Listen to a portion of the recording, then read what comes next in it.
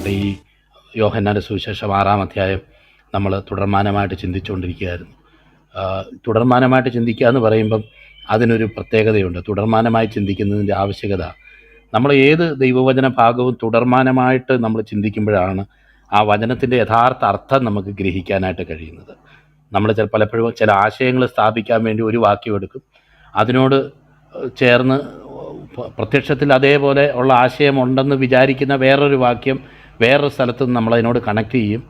അപ്പോൾ ഈ വാക്യങ്ങളെല്ലാം എടുക്കുമ്പം നമ്മൾ പലപ്പോഴും അതിൻ്റെ സാഹചര്യം എന്താണ്, അത് പറഞ്ഞിരിക്കുന്ന സാഹചര്യം എന്താണ് എന്ന് മനസ്സിലാക്കാതെ നമ്മളത് നോക്കുന്നത് കൊണ്ട് പലപ്പോഴും അബദ്ധമായിട്ടുള്ള ധാരണകളിൽ പോയി ചെന്ന് ചേരാനായിട്ട് ഇടയായിട്ട് തീരും. കഴിഞ്ഞ ദിവസങ്ങളിൽ തന്നെ നമ്മൾ ഈ ഭാഗത്തെ ഉള്ള പലവിധമായിട്ടുള്ള അർത്ഥങ്ങളും വ്യാഖ്യാനങ്ങളും അതിനെക്കുറിച്ചുള്ള ആർഗ്യുമെൻസും ഒക്കെ നമ്മൾ എന്താണെന്നൊക്കെ അല്പമായിട്ട് ചിന്തിക്കാനായിട്ട് നമുക്കിടയായിട്ട് തീർന്നു.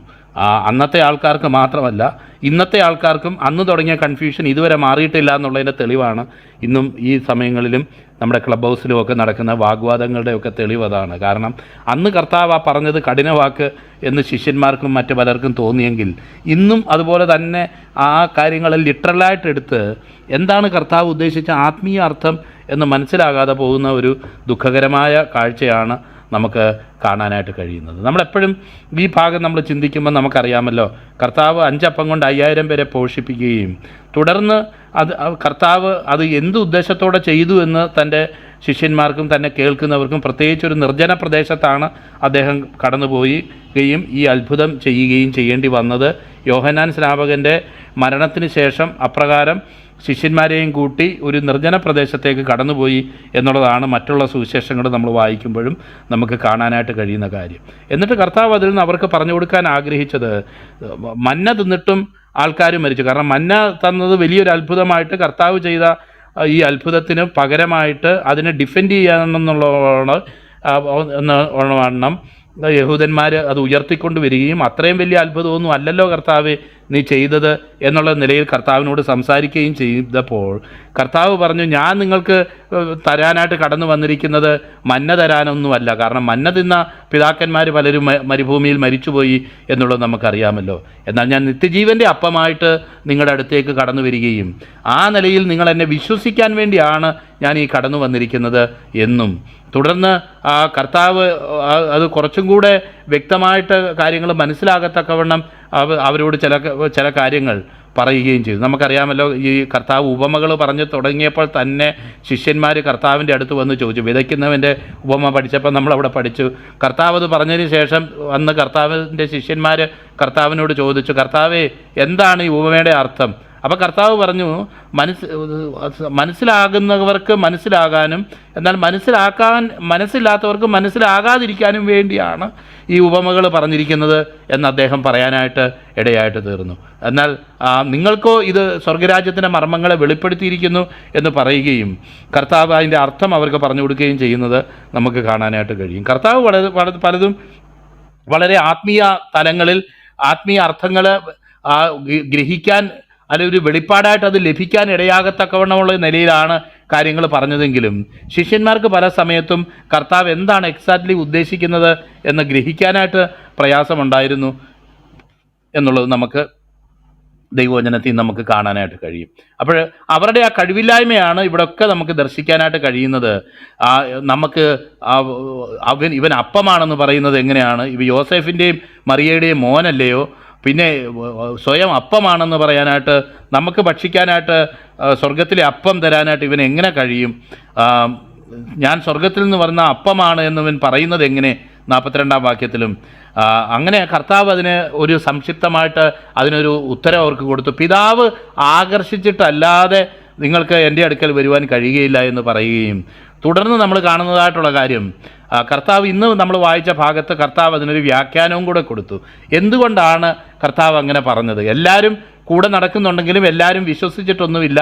ഇങ്ങനെ ഒരു ക്രൗഡ് സൈക്കോളജി പോലെ അല്ലെങ്കിൽ ഒരു അത്ഭുതമുള്ള കാര്യമൊക്കെ കാണാം. നാട്ടിലൊരു വിശേഷം നടക്കുന്നു, നമുക്കറിയാം, നമ്മൾ നടക്കുന്ന വഴിയിൽ ഒരു മരുന്ന് കച്ചവടക്കാരൻ എന്തെങ്കിലും എണ്ണയോ കുഴമ്പോ ഒക്കെ വിൽക്കുകയാണെങ്കിലും നമ്മൾ പോയി അവിടെ ചില നേരം നോക്കി നിൽക്കും. കാരണം കുറേ പേര് നോക്കി നിൽക്കുന്ന കൂട്ടത്തിൽ നമ്മളും ഒന്ന് നോക്കി നിൽക്കും. അവർ 10 പേര് മേടിക്കുകയാണെങ്കിൽ ചിലപ്പോൾ അറിയാതെ നമ്മളും അത് മേടിക്കും. അത് വേണ്ടിയിട്ടോ അത് ശരിയാണെന്ന് മനസ്സിലായിട്ടോ ഒന്നുമല്ല.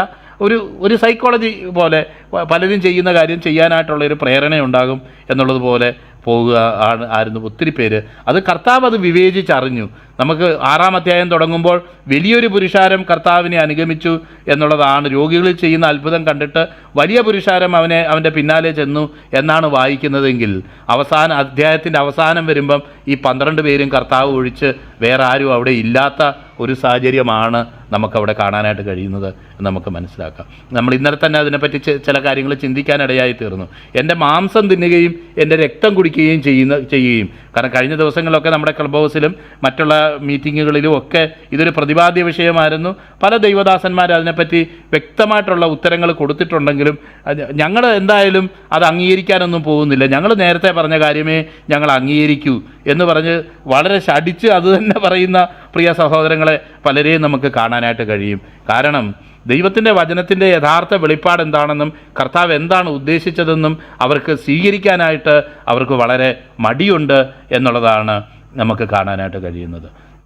നമുക്കറിയാം ഈ കർത്താവ് ഈ കാര്യം സംസാരിക്കുമ്പോൾ അതിനും ഏകദേശം 1 വർഷത്തിന് ശേഷമാണ് കർത്താവ് ക്രൂശിക്കപ്പെടുന്നതെന്നും കർത്താവ് ക്രൂശിക്കപ്പെടുന്നതിന് മുമ്പ് ആണ് കർത്താവ് ഇത് സംസാരിച്ചതെന്ന് നമുക്കറിയാം.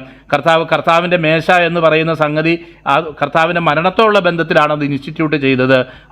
അതും ഇതുമായിട്ട് യാതൊരു ബന്ധമുള്ള ഒരു നിലയിലല്ല കർത്താവ് അത് പറഞ്ഞത്. അങ്ങനെയാണെങ്കിൽ കർത്താവ് അവിടെ വെച്ച് തന്നെ ഒരു കർത്തൃമേശയൊക്കെ നടത്തി ഇതെൻ്റെ രക്തമാണ്, എൻ്റെ മാംസമാണ് എന്ന് പറഞ്ഞ് എടുത്ത് കൊടുക്കണമായിരുന്നു. കർത്താവ് അത് കൊടുത്തില്ല എന്നുള്ളതും അതുകൊണ്ട് കർത്താവിൻ്റെ മേശയുമായിട്ടുള്ളൊരു ബന്ധത്തിലല്ല ഇത് സംസാരിച്ചിരിക്കുന്നതെന്നും അത് വളരെ വ്യക്തമായിട്ട് നമുക്ക് മനസ്സിലാക്കാനായിട്ട് കഴിയും. കർത്താവിൽ വിശ്വസിക്കുന്നതിനെക്കുറിച്ചും ആ കർത്താവുമായിട്ടുള്ള അഭേദ്യമായിട്ടുള്ള ഒരു ബന്ധത്തെക്കുറിച്ചുമാണ് മാംസം തിന്നുകയും രക്തം കുടിക്കുകയും ചെയ്യുക എന്നുള്ളതുകൊണ്ട് ഉദ്ദേശിക്കുന്നത് എന്ന് നമുക്ക് മനസ്സിലാക്കാനായിട്ട് സാധിക്കും. അതുകൊണ്ട് തന്നെ ആ സമയത്തോ അതിൻ്റെ സമീപ സമയങ്ങളിലോ കർത്താവ് അത് ചെയ്യുകയോ ഇൻസ്റ്റിറ്റ്യൂട്ട് ചെയ്യുകയോ ചെയ്തിട്ടില്ല എന്നുള്ള ഒരു കാര്യം കൊണ്ട് തന്നെ ഈ കർത്താവിൻ്റെ മേശയെക്കുറിച്ച് അല്ല കർത്താവ് അവിടെ അത് മീൻ ചെയ്യുന്നത്, സംസാരിക്കുന്നത് എന്ന് നമുക്ക് കാണാനായിട്ട് കഴിയും. എന്ന് മാത്രമല്ല നമുക്കറിയാം വിശ്വാസത്താലാണ് രക്ഷിക്കപ്പെടുന്നത് എന്നുള്ളത് ദൈവത്തിൻ്റെ വചനത്തിൽ അടിസ്ഥാനപരമായിട്ടുള്ള ഒരു കാര്യമാണ്. വിശ്വാസത്താലാണ് നമുക്ക് രക്ഷ പ്രാപിക്കാനായിട്ട് കഴിയുന്നത്.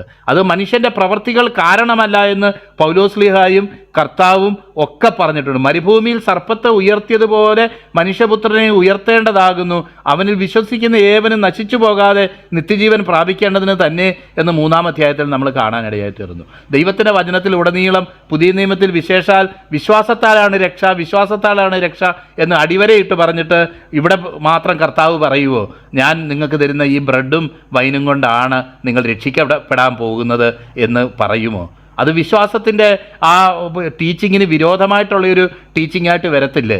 രക്ഷിക്കപ്പെടാത്ത ഒരു മനുഷ്യൻ, ദൈവത്തെ അറിയാത്ത ഒരു മനുഷ്യൻ, പാപിയാണെന്ന് ഓർത്ത് മാനസാന്തരപ്പെടാതെ പാപത്തിൽ തന്നെ തുടരുന്ന ഒരു മനുഷ്യൻ ഇതുപോലൊരു ആചാരത്തിൽ അല്ലെങ്കിൽ ഒരു കർമ്മത്തിൽ അവൻ പങ്കാളിയായി തീർന്നതുകൊണ്ട് മാത്രം അവൻ രക്ഷിക്കപ്പെടുമോ? അവൻ ആ ബ്രെഡ് തിന്നതുകൊണ്ട് അതിൻ്റെ അർത്ഥം കർത്താവിനെ സ്വീകരിക്കുന്നു എന്നുള്ളതാണോ? അങ്ങനെയാണെങ്കിൽ ഈ ലോകത്തിലുള്ള ഈ സുവിശേഷ പ്രവർത്തനങ്ങളും കാര്യങ്ങളും ഒന്നും ചെയ്യേണ്ട ആവശ്യമില്ല.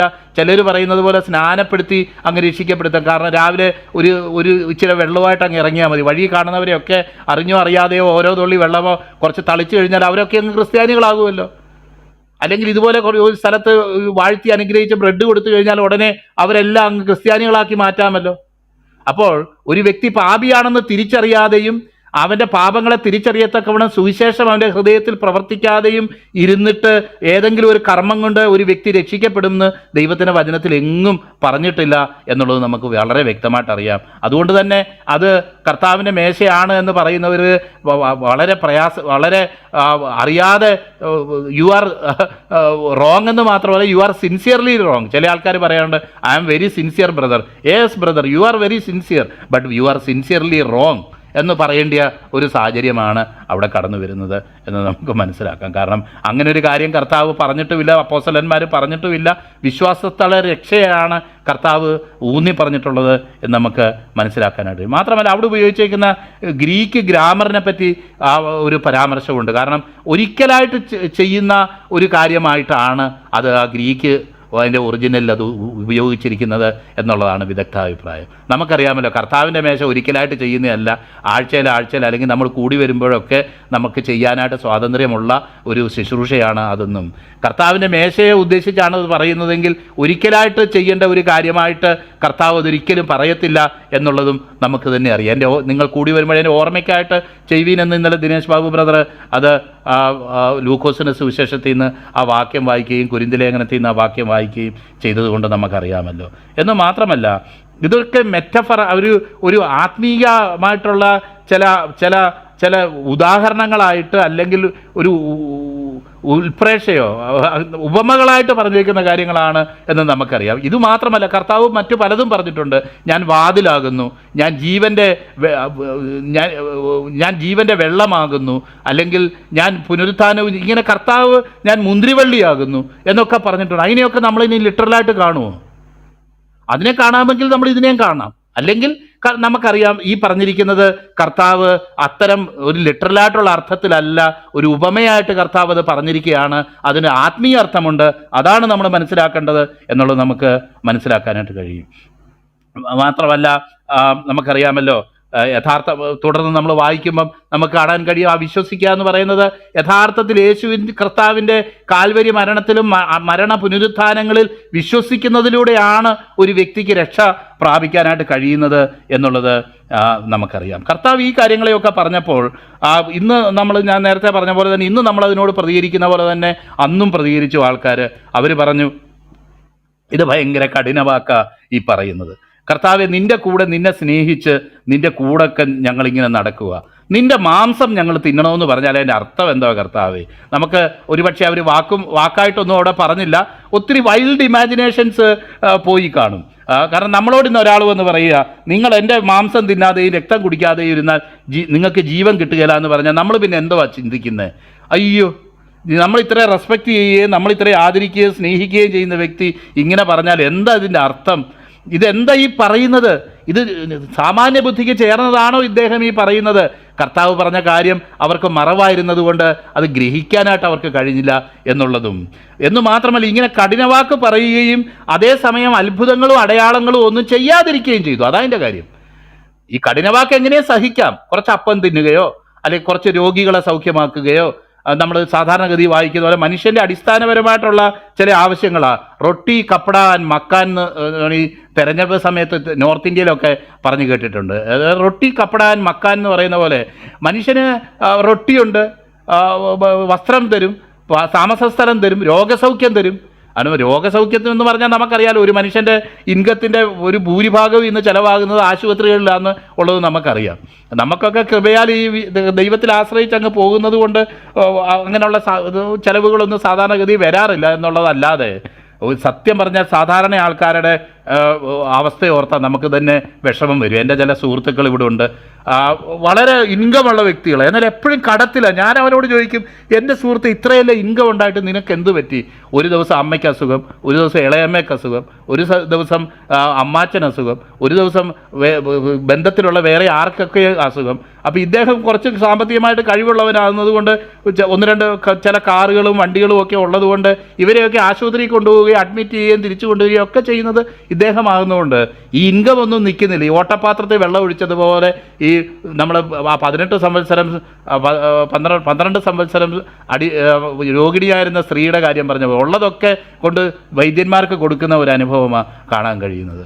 ഈ ഒരു മാരകമായ അസുഖത്തിന് നേരത്തെ പറഞ്ഞ പോലെ ഒരു ബ്ലഡ് ക്യാൻസറിനോ ഇതിനോ ഒക്കെ ഒരു സൗഖ്യം കിട്ടുക എന്ന് പറഞ്ഞാൽ അതൊരു ആത്യന്തികമായൊരു വലിയ അത്ഭുതവും വിടുതലും തന്നെയാണ്. അതേസമയം തന്നെ ഓർക്കണം, സാമ്പത്തികമായിട്ട് ഇന്ന് ഒരു പാവപ്പെട്ടവന് ഇതുപോലുള്ളൊരു ടെർമിനലായിട്ടുള്ള ഡിസീസ് വന്നാൽ അവൻ്റെ കാര്യം കട്ടപ്പുക എന്ന് പറയുന്നതല്ലാതെ വേറെ ഒന്നും നമുക്ക് പറയാനായിട്ട് കഴിയത്തില്ല. കാരണം അവൻ്റെ കാര്യം പോയി, അവൻ്റെ ഭാവി പോയി. പിന്നെ ദൈവത്തിൽ ആശ്രയിച്ച് ഞാൻ മരിക്കുന്നെങ്കിൽ മരിക്കട്ടെ എന്ന് വെച്ച് ഏൽപ്പിച്ചു കൊടുക്കുക അല്ലാതെ വേറെ ഒരു രക്ഷയില്ല. ഇതാ നോക്കിയാട്ടെ, ഇതുപോലെ ആൻറ്റിബയോട്ടിക്കോ അല്ലെങ്കിൽ ചികിത്സാ രീതികളോ ഒന്നും ഡെവലപ്പ് ചെയ്തിട്ടില്ലാത്ത ആ സമയത്ത് കർത്താവ് എത്രയോ അസുഖങ്ങളെ സൗഖ്യമാക്കുകയും മരിച്ചവരെ ഉയിർപ്പിക്കുക വരെ ചെയ്തു എന്നുള്ള കാര്യം നമുക്ക് വളരെ വ്യക്തമായിട്ട് അറിയാം. അപ്പോൾ ഇങ്ങനെയുള്ള കർത്താവിനെ അങ്ങനെ വെറുതെ വിടാൻ പറ്റുമോ? കർത്താവിനെ അങ്ങനെ ഉപേക്ഷിക്കാൻ പറ്റുമോ? കർത്താവ് നമുക്കൊരു അസറ്റാന്ന് ഈ സൗഖ്യമൊക്കെ കണ്ടിട്ടുള്ളവർ പറഞ്ഞിട്ടുണ്ട് എന്ന് തന്നെയാണ് ഞാൻ വിചാരിക്കുന്നത്. അയ്യോ, ഇദ്ദേഹത്തെ വിടാൻ പറ്റുമോ? ഇത്രയൊക്കെ പ്രശംസയുണ്ടെങ്കിലും അടുത്ത ദിവസം ചെന്നപ്പം ഈ കപ്പടായുമില്ല, മക്കാനുമില്ല, റൊട്ടിയുമില്ല, ഒന്നുമില്ല. നിരാശപ്പെട്ട് പോകത്തില്ലേ? നമ്മുടെ അന്വേഷണം എവിടെ ചെന്ന് നിൽക്കും? എന്താ നമ്മൾ അന്വേഷിക്കുന്നത്? നമ്മുടെ അന്വേഷണം എവിടെ ചെന്ന് നിൽക്കും? എന്താ അന്വേഷിക്കുന്നത്? ഭൗതിക കാര്യങ്ങളാണ് നമ്മൾ അന്വേഷിക്കുന്നതെങ്കിൽ ഏതെങ്കിലും ഒരു പോയിന്റിൽ നമ്മൾ തിരിച്ചറിയും കേവലം നമ്മുടെ ഭൗതിക കാര്യങ്ങളുടെ ഉന്നമനവും അതിൻ്റെ അഭിവൃദ്ധിയും മാത്രം ലക്ഷ്യമിട്ടല്ല ദൈവം നമ്മുടെ ജീവിതത്തിൽ പ്രവർത്തിക്കുന്നതെന്നും, മിനിമം യേശുവിൻ്റെ അടുത്ത് കടന്നു വരുമ്പോൾ ഈ കപ്പട മക്കാൻ റൊട്ടി മാത്രമല്ല കർത്താവിന് തരാനായിട്ട് കഴിയുന്നതെന്നും, അതിന് ബിയോണ്ടായിട്ട് നിത്യതയിൽ ആത്മസംബന്ധമായി നിത്യജീവൻ സംബന്ധമായ ചില കാര്യങ്ങളാണ് നമുക്ക് നൽകാനായിട്ട് കർത്താവ് വന്നതെന്നും, അതിലേക്ക് വേണ്ടി നമ്മുടെ കണ്ണുകൾ തുറക്കാനായിട്ട് നമുക്ക് കിട്ടിക്കൊണ്ടിരുന്ന റൊട്ടിക്ക് ചില ദിവസം തടസ്സം വരികയും ചില ദിവസം ഈ കപ്പടായും കിട്ടത്തില്ല, ചില ദിവസം ഹീലിങ്ങും കിട്ടത്തില്ല എന്നുള്ളതൊന്നും കൂടെ നമ്മൾ മനസ്സിലാക്കണം. നമ്മൾ പഴയ നിയമത്തിൽ നമ്മൾ വായിക്കുന്ന എപ്പോഴും സാധാരണ ഞാൻ കോട്ട് ചെയ്യുന്ന വാക്യമാണ് ആവർത്തന പുസ്തകത്തിലെ 8-ാം അധ്യായത്തിലെ വാക്യം. അവിടെ വായിക്കുന്നത്, മനുഷ്യൻ അപ്പം കൊണ്ടും മാത്രമല്ല ദൈവത്തിൻ്റെ വായിൽ നിന്ന് വരുന്ന സകല വചനം കൊണ്ടും ജീവിക്കുന്നു എന്ന് നീ അറിയേണ്ടതിന് എന്ന് പറഞ്ഞാൽ, അതിനെ ഞാനൊന്ന് പാരഫ്രൈസ് ചെയ്ത് ഒന്ന് വ്യത്യസ്തമാക്കി അതേ ആശയത്തോടുകൂടെ ഞാൻ പറയാം, മനുഷ്യ, നീ കേവലം ഭൗതിക ജീവിയല്ല, ആത്മീയ ജീവിയാണെന്ന് നീ അറിയേണ്ടതിന്, നിന്റെ ഭൗതിക കാര്യങ്ങൾക്കല്ല, ഒന്നുകൂടെ അതിനേക്കാൾ പ്രധാനമായ ഒരു ആത്മീയ കാര്യമാണ് നിന്നോട് ഞാൻ പറയാനുള്ളത്. അതിലേക്ക് വേണ്ടി നിന്റെ കണ്ണ് തുറക്കപ്പെടണം എന്ന് ഞാൻ ആഗ്രഹിക്കുന്നത് കൊണ്ട്. എന്നാൽ ഇതിനർത്ഥം മനുഷ്യൻ അപ്പം കൊണ്ട് മാത്രമല്ല, ശരീരത്തെ പോഷിപ്പിക്കുന്ന ഈ അപ്പം കൊണ്ട് മാത്രമല്ല, ഭൗതികമായിട്ടുള്ള ആവശ്യങ്ങൾ കൊണ്ട് മാത്രമല്ല, നിന്റെ ഉള്ളിലൊരു നശിക്കാത്ത ഒരു ആത്മാവുണ്ടെന്നും ഈ ആത്മാവ് ഒരിക്കൽ ദൈവത്തിൻ്റെ സന്നിധിയിൽ നിൽക്കേണ്ടതാണെന്നും ഈ ദൈവത്തിനോട് ഇന്ന് ബന്ധപ്പെടാൻ കഴിയാത്ത പ്രധാന തടസ്സമായിട്ടുള്ള പാപത്തിന് പരിഹാരം വരണമെന്നും നീ അറിയേണ്ടതിന് വേണ്ടി, അതിലേക്ക് വേണ്ടി നിന്റെ കണ്ണുകൾ തുറക്കപ്പെടേണ്ടതിന് വേണ്ടി, മനുഷ്യൻ അപ്പം കൊണ്ട് മാത്രമല്ല ദൈവത്തിൻ്റെ വായിൽ നിന്ന് വരുന്ന സകല വചനം കൊണ്ടും ജീവിക്കുന്നു എന്ന് നീ അറിയേണ്ടതിന്, അതിലേക്ക് വേണ്ടി നിന്റെ കണ്ണ് തുറപ്പിക്കാനായിട്ട് ഞാൻ നിന്നെ വിശപ്പിക്കുകയും താഴ്ത്തുകയും ചെയ്തു എന്നുള്ളത് എനിക്ക് വളരെ ഇഷ്ടപ്പെട്ട ഒരു വാക്യമായി. അതുകൊണ്ടാണ് കർത്താവ് പിശാച് പരീക്ഷിച്ചപ്പം അതേ വാക്യം എടുത്ത് പറഞ്ഞത്, അപ്പം കൊണ്ട് മാത്രമല്ല ദൈവത്തിൻ്റെ വായിൽ നിന്ന് വരുന്ന സകല വചനം കൊണ്ടും ജീവിക്കുന്നു എന്ന് നീ അത് എഴുതിയിരിക്കുന്നുവല്ലോ.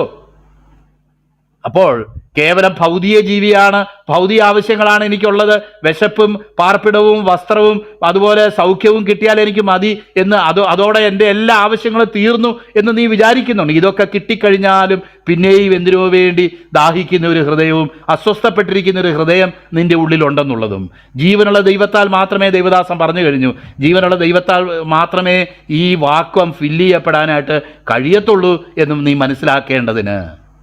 അപ്പം അതിനുവേണ്ടി ദൈവം ചില കാര്യങ്ങൾ ചെയ്യും. ആദ്യം ഇവിടെ റൊട്ടി കൊടുത്തു, അടുത്ത ദിവസം ആദ്യം ഹീലിംഗ് കൊടുത്തു, റൊട്ടി കൊടുത്തു, ഇതൊക്കെ കൊടുത്തു. അടുത്ത ദിവസം അവർ അന്വേഷിച്ച് പടക് കണ്ടില്ല, പടക് കാണാഞ്ഞിട്ട് അവർ കർത്താവ് പോയ സ്ഥലത്തൊക്കെ കാൽപ്പാടുകൾ നോക്കി വന്നെന്ന് പറയാനാണ് ഞാൻ ആഗ്രഹിക്കുന്നത്. വെള്ളത്തിൽ കാൽപ്പാട് കാണത്തില്ലല്ലോ, അത് വേറെ കാര്യം, എന്നാൽ തന്നെ ഞാൻ പറയുക.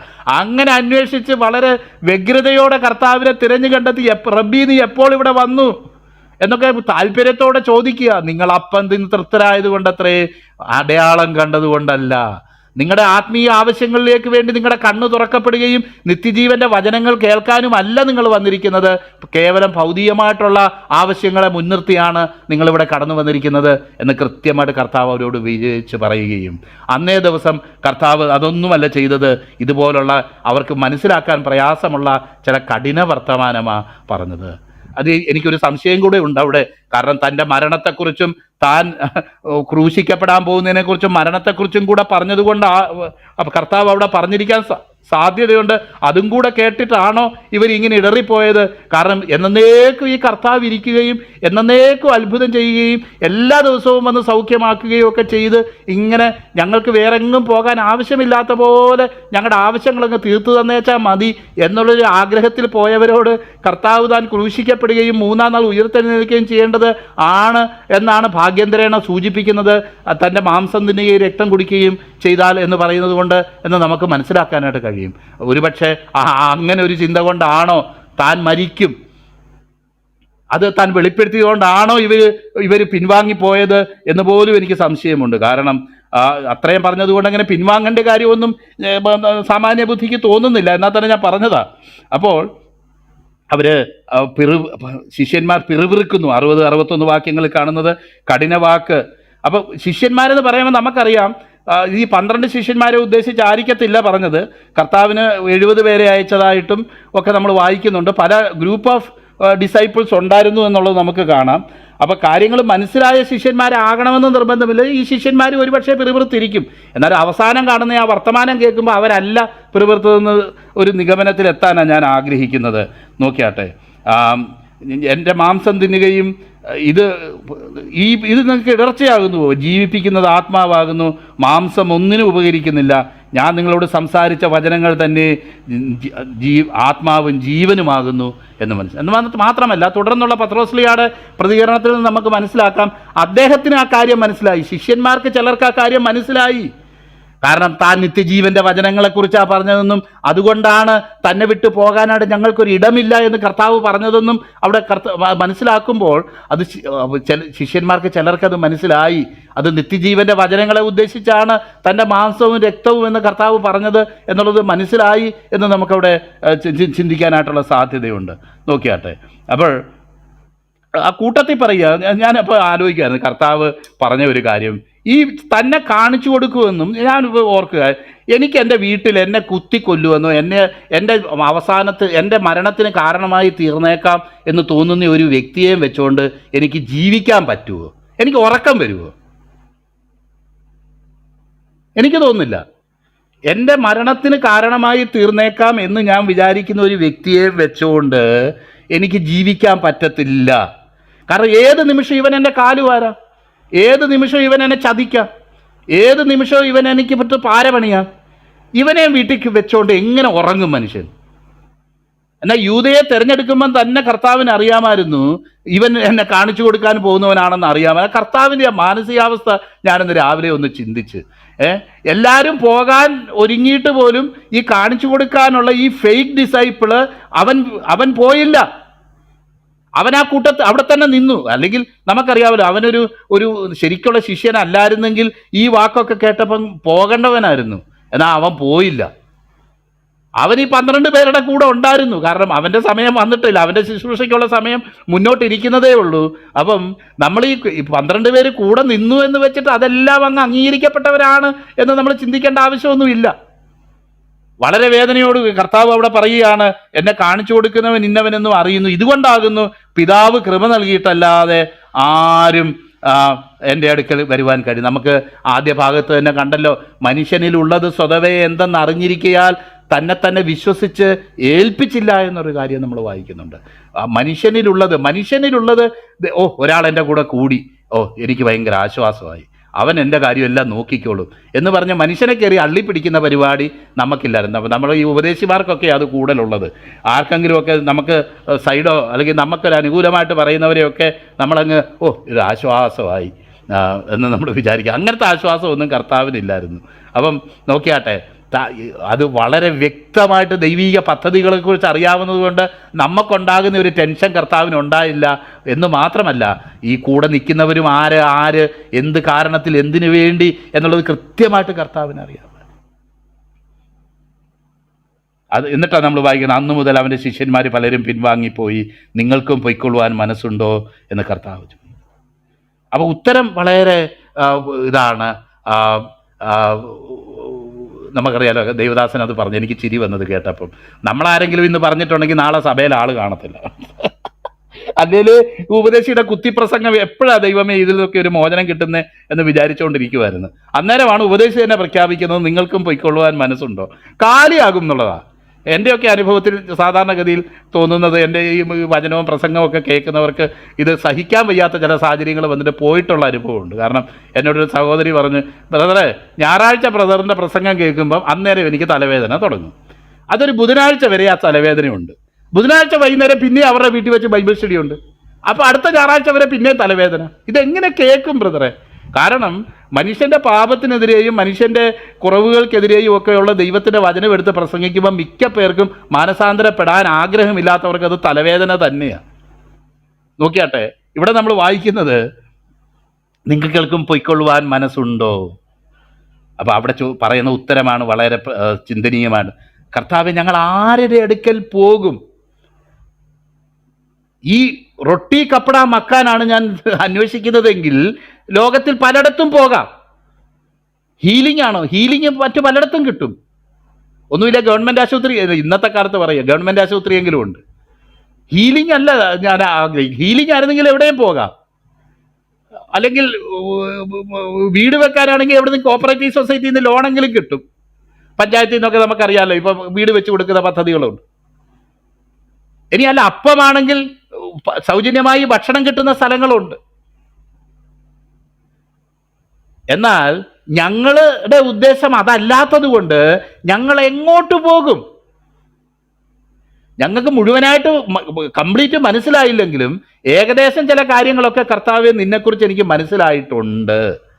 മനസ്സിലായിട്ടുണ്ട്. അതനുസരിച്ച് ഞാൻ പറയുക, ഞങ്ങൾ അന്വേഷിക്കുന്നത് ഈ പറഞ്ഞ കാര്യങ്ങളൊന്നുമല്ല, റൊട്ടി കപ്പടയൊന്നും അല്ല ഞങ്ങൾക്ക് വേണ്ടത്. ഞങ്ങൾക്ക് വേണ്ടത്, ഞങ്ങൾ മരിച്ചാലും ജീവിച്ചിരിക്കും, ഞങ്ങളുടെ ആത്മാവിൻ്റെ നിത്യതയാണ് ഞങ്ങൾ അന്വേഷിക്കുന്നത്. ആ നിത്യത നൽകാൻ കഴിയുന്ന ആരുണ്ട്? പ്രിയപ്പെട്ടവരെ, കർത്താവിൻ്റെ അടുത്തേക്ക് നമ്മൾ കടന്നു വരുമ്പം നിത്യതയല്ല നമ്മുടെ ലക്ഷ്യമെങ്കിൽ നമ്മൾ കർത്താവിൽ ഇടറിപ്പോകും. ഈ ശിഷ്യന്മാർ പോയതുപോലെ നമ്മൾ പോകും. കാരണം ഈ നിത്യതയാണ് നമ്മുടെ ലക്ഷ്യമെങ്കിൽ കർത്താവിനോട് കൂടെ താഴാനും, പാട്ടിൽ പറയുന്ന പോലെ വാഴുവാനും, യേശുവിൻ കൂടെ താഴുവാൻ, യേശുവിൻ കൂടെ വാഴുവാൻ, യേശുവിൽ നിത്യം ജീവിക്കാൻ. അപ്പോൾ കർത്താവിനോട് ചേർന്നുള്ള ഒരു ശിഷ്യൻ്റെ അനുഭവത്തിലേക്ക് കടന്നു വരുമ്പോഴാ നിത്യതയ്ക്ക് നമ്മൾ ഭാഗഭാക്കായിട്ട് തീരുന്നത്. ഒരുവൻ എൻ്റെ പിന്നാലെ വരുവാൻ ഇച്ഛിച്ചാൽ അവൻ തന്നെത്താൻ തേച്ച് ക്രൂശ് എടുത്തും കൊണ്ട് നാൾതോറും തന്നെത്താൻ തേച്ച് ക്രൂശ് എടുത്തും കൊണ്ട് എന്നെ അനുഗമിക്കട്ടെ. എന്നേക്കാൾ അധികമായി വേറെ എന്തിനെങ്കിലും പ്രിയപ്പെടുന്നവൻ, അങ്ങനല്ല വാക്യം കേട്ടോ, നിങ്ങൾക്കറിയാമല്ലോ, എൻ്റെ ശിഷ്യനായിരിക്കാൻ യോഗ്യനല്ല എന്ന് കർത്താവ് പ്രസ്താവിച്ച കാര്യം നമുക്കറിയാം. പ്രിയപ്പെട്ടവരെ, കർത്താവിൻ്റെ ശിഷ്യനായിട്ട് തീരാൻ, നിത്യജീവൻ പ്രാപിക്കാനായിട്ട് പോകുമ്പം നേട്ടമല്ല അവിടെ പറഞ്ഞേക്കുന്നത്, ഉപേക്ഷിക്കുക പറഞ്ഞേക്കുന്നത്, കോട്ടമാണ് അവിടെ പറഞ്ഞേക്കുന്നത്.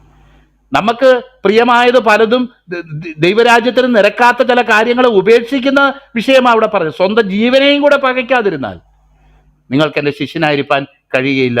കർത്താവിങ്കിൽ നിങ്ങൾ നേടാൻ പോകുമല്ല, കർത്താവിനെ പ്രതി സകലതും ചപ്പന്നും ചവർന്നും എണ്ണുന്ന ഒരു അനുഭവമാണ് ശിഷ്യത്വത്തിൻ്റെ അനുഭവം എന്നുള്ളത് നമുക്ക് മനസ്സിലാക്കാനായിട്ട് കഴിയും.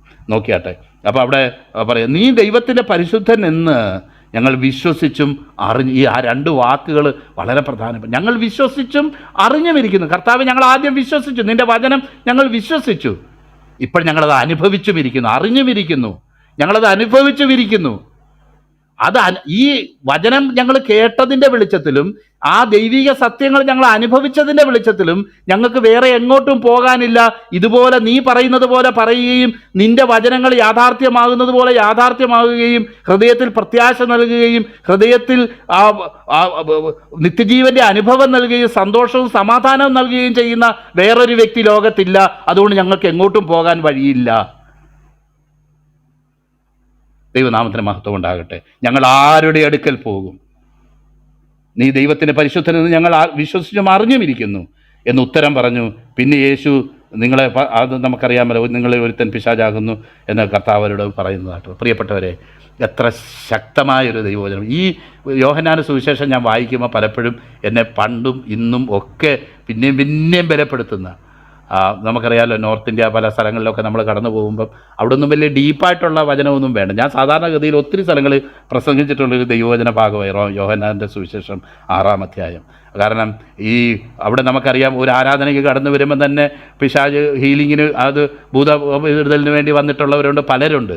അപ്പോൾ അതാണ് പല ആരാധനകളിലും കൂട്ടങ്ങളിലും ഒക്കെ നടക്കുന്ന പ്രധാനപ്പെട്ട പരിപാടി എന്നുള്ളത് നമുക്ക് അവിടെ കടന്നു പോയിട്ടുള്ള പലർക്കും അറിയാനായിട്ട് കഴിയും. എന്നാൽ അതൊക്കെ ഉപരിയായിട്ട് ക്രിസ്തുവിൻ്റെ ശിഷ്യനായി തീരാനുള്ള ആവശ്യകത എന്തെന്ന് പല അവസരങ്ങളിൽ പറയാനായിട്ട് ദൈവം ഇടയാക്കിയിട്ടുണ്ട്. പ്രിയപ്പെട്ടവരെ, പത്രോസ്ലിഹായും അപ്പോസ്തലന്മാരും തിരിച്ചറിഞ്ഞതുപോലെ ഉള്ളൊരു തിരിച്ചറിവിലേക്ക് നമുക്കും കടന്നു വരാനായിട്ട്, ആ ഒരു കൺവിക്ഷനിൽ ജീവിതം ഉറയ്ക്കാനായിട്ട്. അങ്ങനെയാണെങ്കിൽ നമ്മൾക്ക് എങ്ങോട്ടും ഇനിയും എങ്ങോട്ടും പോകാനില്ല. വേറെ ഏതെങ്കിലും ഒരു സങ്കേതത്തിലേക്ക് നമുക്ക് കടന്നു പോകാനായിട്ടില്ല. കർത്താവായ യേശു ക്രിസ്തു അല്ലാതെ നമുക്ക് വേറൊരു വഴി ഇല്ല, എന്നുള്ളത് നമുക്ക് മനസ്സിലാകും. നമ്മൾക്ക് നിത്യജീവൻ തരാൻ കഴിയുന്ന ഒരു ഒരു ഒരു ദൈവം നമ്മുടെ മരണത്തിന് ശേഷം നമ്മുടെ ജീവിതത്തെക്കുറിച്ച് ഉറപ്പ് പറയുകയും അതിനെക്കുറിച്ചുള്ള നിങ്ങൾ ഒടുക്കത്തെ നാളിൽ ഞാൻ ഉയർത്തെഴുന്നേൽപ്പിക്കും എന്നുള്ളത് തന്നെ ഈ അധ്യായത്തിൽ 2 or 3 സ്ഥലത്ത് കർത്താവ് പ്രസ്താവിക്കുന്നത്. നമുക്ക് ആ ഷുവർട്ടി, ആ നിത്യതയെക്കുറിച്ചുള്ള ഉറപ്പ് നൽകാനായിട്ട് കർത്താവിന് മാത്രമേ സാധിച്ചിട്ടുള്ളൂ എന്നുള്ളത് നമുക്ക് കാണുമ്പോൾ ആ നിത്യജീവൻ്റെ വചനങ്ങൾ അവങ്കിൽ നിന്ന് പ്രാപിക്കാം. നമ്മുടെ നേട്ടങ്ങൾക്കായിട്ടുള്ള വചനങ്ങളല്ല, നേട്ടങ്ങൾക്കായിട്ടുള്ള വാഗ്ദത്തങ്ങളല്ല, അവനിൽ വിശ്വസിക്കാനും അവന് വേണ്ടി സകലവും ചപ്പന്നും ചവറന്നും എണ്ണാനുമായിട്ട് ഉള്ളത്. എല്ലാവരും പോയാലും ഞാൻ പോകത്തില്ല കർത്താവേ. നമ്മൾ പാടുന്ന പോലെ Though all may leave me, still I will follow. Though all may leave me, still I will follow. Though all may leave me, still I will follow. No turning back, no turning back, no turning back, no turning back. ദൈവം നമ്മളെ അനുഗ്രഹിക്കട്ടെ.